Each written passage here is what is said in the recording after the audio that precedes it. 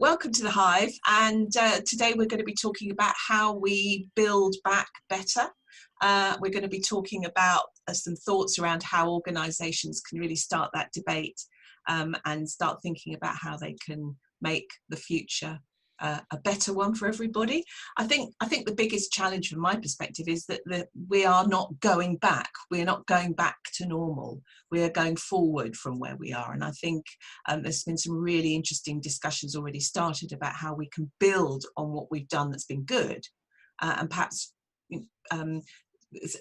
assign some of the things that have been less good in the past to history. Whether that's an over-optimistic view, I don't know. So, Lorna, do you want to kick off with your thoughts around this? Yeah, I was thinking there's a place for hope in here, isn't there? So you're right, we can't put the genie back in the bottle. You know, the stuff that's happened over the past 10 weeks, we can't undo. If you've now got your teams working remotely, you can't now mandate that they come into the office, because we've busted all sorts of myths. But we're not going to go straight back to something that's going to be really comfortable for people and for humans straight away. It's going to be quite an odd environment. I've been talking to a lot of parents of kind of 5-6-year-olds who are being asked to send their kids back at the moment, and some of them are choosing not to because the school environment, while physically safe, is they don't think it's emotionally a great place for kids right now. And I think workplaces might start to feel like that. We might, be able to put some social distancing measures in place. We might disinfect everything. We might get back to that, but that's not where we want to end up. So I think clarity on the total vision of where you want to end up, knowing now that lots of things that we thought were true about business and humans in business are not actually true. And then how you build towards that really hopeful vision for the future, because I think that will help get people through. While you're not allowed to, hug a colleague or get too close to them or eat in the canteen, it's really important to think about, well, what's the pathway to getting to the kind of organisation, the kind of workplace we really do want to be. It's interesting you make the point about hope, because I was listening to a speaker yesterday talking about hope and how motivating and what a big contributor of mental health and well-being hope is.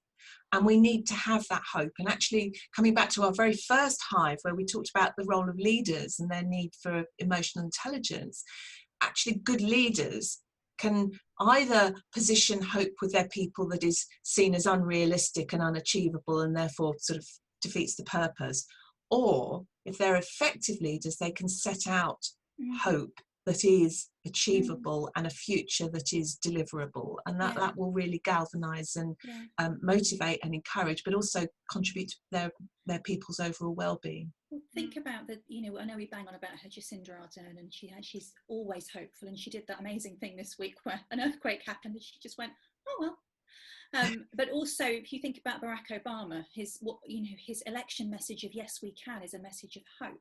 Absolutely. And so it's really easy for leaders to think, oh, we've got to restructure, we've got to rebuild the business, we've got to rationalise, we've got to make economies, we've got to keep people physically safe and be within the law. That's a really fear-based and defensive position. I think what people really need right now from leaders and organisations is a sense of hope that things will be better. Jo? Yeah, that's so true. And it's interesting actually that you use the school as the analogy. Regular watchers of the video will know I keep banging on about treating people as individuals, and we were having that conversation about the schools yesterday, because my nephew is in year 10 and he's going back in a couple of weeks for 1 hour a week to see his tutor. And I sat there going, really? I was like, he could just go on Zoom and do that. And if our daughter had the same happening, we wouldn't be taking her back to school, firstly because we're still in lockdown, but secondly, by the time we get there and come back again for an hour, that's 2 hours out of our day, if not longer. And to me, it doesn't seem worthwhile. Having said that, for some people, that actual physical proximity would be really key for them. But I'm used to working, online from home on Zoom anyway. So to me, it's it just doesn't seem worth it. But then it's perhaps also that stepping stone, that starting to show that pattern of what could be, to create that hope as well. So it's interesting, firstly thinking about, as you say, we need to sort of paint a picture and start to show people the the potential route to that. But then it does come down to, again, individual sort of preferences, because that doesn't feel particularly hopeful to me or to my daughter. No. But maybe to another family it would, sort of thing. And so that's interesting. And also I made a comment recently about the retail, a couple of retailers, Mercadona and I think it's Trader Joe's in the States, where whenever there's issues and recession and things, they really hunker down and focus on their customers and their people, their employees, and focus on making things better with them, so that they can grow quicker and come out of those difficult times much quicker, rather than thinking about, as you've just said, Lorna, about cutting down on staff and hunkering down to the point of sort of tying everything down to minimum. They try and be abundant, but only in the areas that they see as being really key, and that really helps them to come out of these situations much stronger and quicker. So I think that's a real key thing, that we don't get into that whole scarcity thing where it's all about cutting, when actually it should be, as you've said, Jo, already, about how do we think about the new world and doing things differently. Yeah. Perhaps with that abundance mindset, rather than it needing to be the other way around, because otherwise you just end up, as you say, either going back to what you had before or going to something that's a compromise, which is worse than before, almost. I think picking up on the point about treating people as individuals, that leads on very much to the theme we've talked about before, about listening to employee voice, talking to people. And I think one of the things that we shouldn't go back to, and I'm not saying we should dump them completely, but there's been a big effort to use pulse surveys, digital tools, to really tap into what people are feeling and thinking in a much more short-term way. And that plays to the need, I think, that organisations, as they start to rebuild and start to reshape for the future, have to adopt a much more agile approach to how they do things.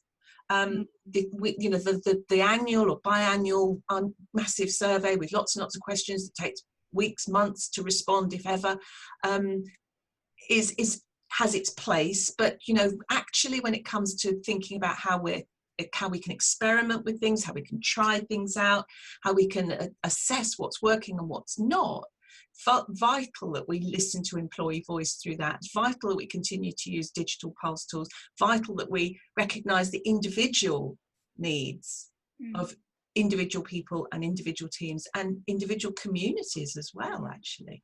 And that thing, as we talk about all the time and ever have, about when you're looking at doing things differently, talk to the people who are in the midst of it and get their thoughts for how you do those things differently. It's not about the senior people setting out this strategy without any reference to anybody else. It's, often, as we know, talk to the people at the sharp end who are talking to the customers, who are working with the processes that you currently have, because they've got great ideas about how to do things differently. And so how do you do that within your organisation?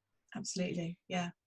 Lorna. There was an article that I think we've all read from the RSA this week on rebuilding better, and some of the elements to consider in that. And I thought there was some really useful points, because I think we've learned a lot. There's been a lot of retained learning in organisations over the past 9 weeks, lots of accelerated learning around some stuff that we found quite difficult over the past 9-10 years. So they said, first of all, think about regeneration, not return to where we were, but how do you continue to regenerate, which is almost similar to an agile approach, right? It's that continual working and reworking and trying and improving.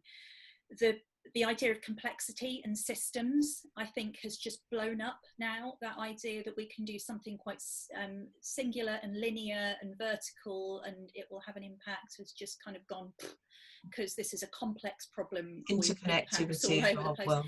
Yeah, and from the connectivity of human beings and how the virus spreads, to the connectivity of economies and healthcare and inequality and people's different situations. A huge thing which we spoke about in episode 2, I think, which is around being okay with uncertainty. Yeah. Yes. So this big business myth that if we can just control and measure it, we can have certainty and control over things. You've got to learn to be okay as an organisation with uncertainty and to embrace it. And then I think the human-centred piece, we literally legally can't ignore well-being right now, and we've been forced to really examine how compassionate we are as organisations, and as individuals. And I thought those were really interesting insights from the RSA. It's a great article. We've come to the end of our slot really, but I'll put the link to that RSA article in the podcast and in the YouTube link. I just finished within that. I really recommend that article to people because there's a fabulous little 4-box grid in there, which would be a story, an episode of itself, but it talks about the things we started doing, the things we stopped doing, the things we should restart doing, the things that we should confine to the history books, and how you judge what those things should be. Lovely, really simple little we all love a 4-box grid, don't we? But really, really interesting take on before the crisis, during the crisis, and after the crisis, and how we should consider doing things differently. So I'll share that link as part of this. But thank you very much, as always, to our panel, Jo Dodds, Lorna Leeson, and thanks for listening. Bye bye now.